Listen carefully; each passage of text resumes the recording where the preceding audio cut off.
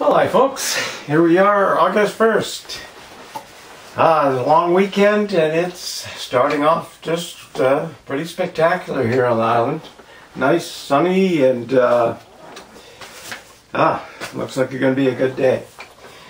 Today another sort of short one, and I'll put some links in the description, like we always do. And these are rather interesting. And they're again to do with Agenda 2020, Agenda 2030. And for those people who still think that's all myth, well, we'll have three links on. The Global Reset by the World Economic Forum is already started. A lot of the plans that they have are already in process. And it doesn't take a whole lot of, knowledge to just look at what's happening, and connect the dots. And so the first link is George Gammon. He is going to really break down the plan for this financial global reset, and give you his points on it. The thing about George, he probably understands money and financing economies as well as anybody out there. I always find his take interesting. So you be the judge. Take a look at that. The next three, then it's the Globalist Plan, and the next three links will be about that. I think the first one might be out of Sweden. It's their take on it. Writer's take on it. There's a lot of material. The second one is again another take on it, and then the third link in that section is actually from the UN. I mean, you go to the UN webpage and World Economic Forum; they're all connected, and you can get that. It's not something somebody sat in the back room and made up. We then go to Eugenics and the New World Order, and I think this is totally interesting. Maybe some people aren't aware of the eugenics program. Hillary Clinton is a real fan of a lady who was a racist in the eugenics, and she actually got the award that was in her name. Perhaps you may know this association no more as Planned Parenthood, and I think you'll find that intriguing. What we think things are, folks, they really aren't. And of course, you're not going to get all this on CNN, CBC, CTV, NBC, ABC, BBC. They don't talk about things like this. Why? I don't know. But it's interesting stuff. And then that one is by James Corbett. Now, James Corbett lives in Japan, and has done some wonderful documentaries. They're available on his website as well. You can actually has them available on CD as well. He's got hard copies if somebody wanted to buy them. And but it's really worth a look. And the last one under that set is how oil took over the world, and it's really decent, really decent to watch that, and it'll give you the whole format of what's happening today.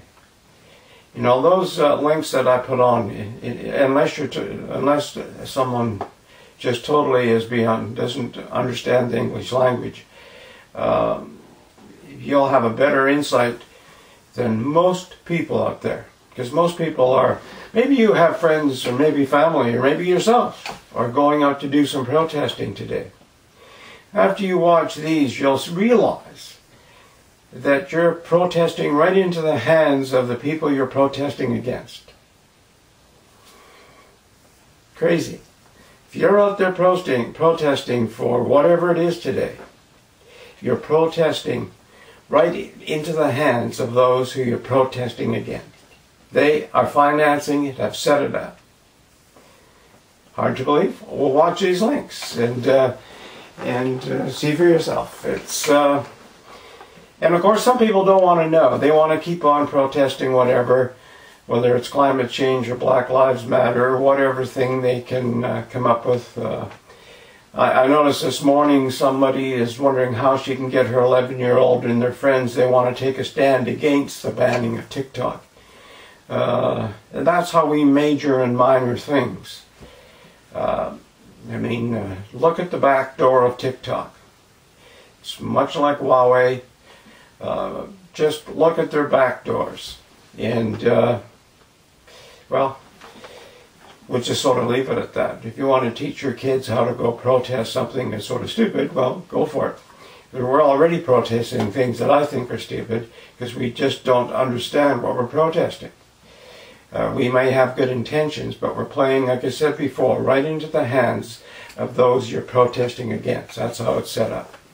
And we're too, it's very sophisticated. They've been doing this for a long time. A very, very long time.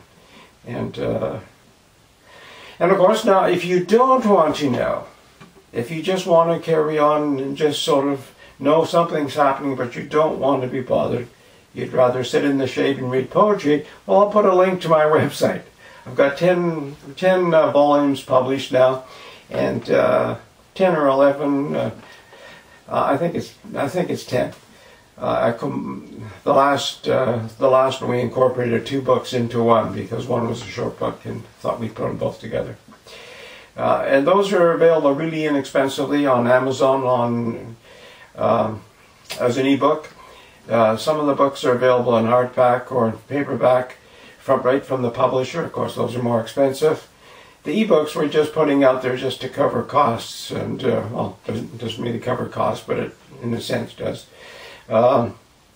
Just to get them out there. And so for those who just want to sort of read and just keep out of the real world, well, there we go. There's some good poetry. I think it's some good poetry for you.